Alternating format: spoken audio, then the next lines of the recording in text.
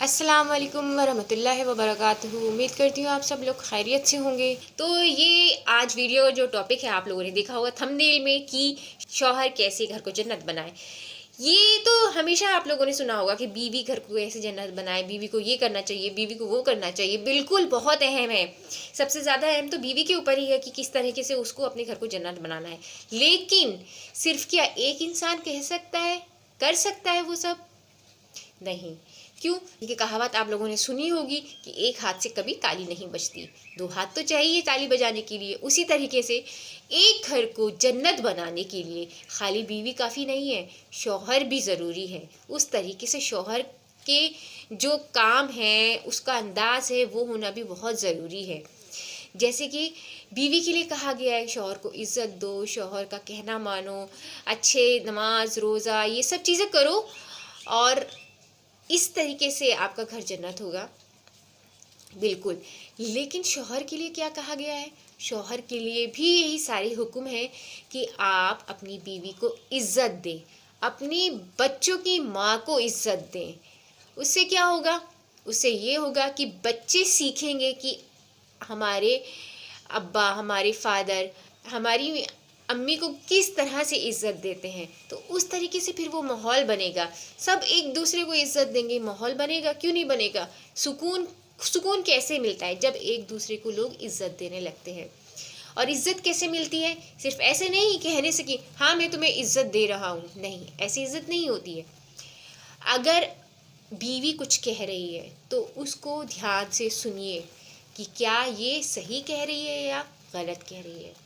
अगर सही कह रही है तो आपका फ़र्ज़ है उसकी बात भी मानना। बीवी है तो इसका मतलब ये नहीं है कि उसकी बात ना मानी जाए, सिर्फ अपनी ही चलाए शौहर।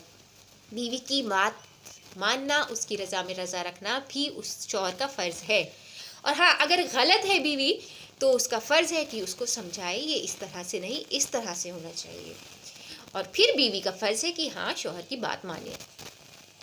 तो ये म्यूचुअल अंडरस्टैंडिंग होनी चाहिए एक दूसरे में, जिससे कि घर जन्नत बनता है। और होता क्या है, जनरली शौहर आते हैं घर पे और रौब दिखाने लग जाते हैं, बाहर की थकान दुनिया भर की सब घर पे बीवी पे आके उतारते हैं। कभी गुस्सा कर रहे हैं, कभी ये लाओ कभी वो लाओ। ये नहीं सोचते कि बीवी घर में पूरे दिन काम करी है और वो भी थकी होगी, वो भी कई चीज़ें सोचती होगी कि शौहर मेरा आएगा, मेरे पास बैठेगा, चंद अच्छी बातें करेगा। लेकिन उसे क्या मिलता है? शौहर का सिर्फ गुस्सा, नाराज़गी। तो उसका भी ज़ाहिर सी बात है मूड अच्छा नहीं होगा उससे। तो एक तरफ उसका मूड ख़राब, एक तरफ उसका मूड ख़राब, दोनों अलग अलग। तो फिर क्या माहौल अच्छा बन पाएगा? जब माहौल अच्छा नहीं तो घर जन्नत कैसे बनेगा? तो दोनों को काम करना है, शौहर को भी काम करना है। वो कोशिश करे कि बाहर की चीज़ें बाहर छोड़ के आए, बाहर जो उसने फेस किया है कोशिश करे वो सब बाहर छोड़े, ताकि घर में घुसते वक्त वो घर वालों का, अपनों का चेहरा देखे, खुश हो, और घर वाले उससे खुश हों, आपस में बातें हों। उससे क्या होता है कि जो बाहर परेशानी शौहर ने उठाई होती है वो आधी तो खुद ही ख़त्म हो जाती है। कैसे? घर में जो सुकून मिलता है। तो इस तरह से अगर लोग फॉलो करने लगेंगे तो घर खुद ब खुद जन्नत बन जाएगा। तो ये किसी भी शौहर के लिए हुक्म है कि कोशिश करे कि बाहर की चीज़ें बाहर छोड़ के आए, घर में घर वालों को टाइम दे, उनके सही फैसलों को माने, गलत फैसलों पे समझाए। तो ये बहुत ज़रूरी है घर को जन्नत बनाने के लिए। उम्मीद करती हूँ वीडियो अच्छी लगी होगी। मिलती है नेक्स्ट वीडियो में। खुदा हाफिज़।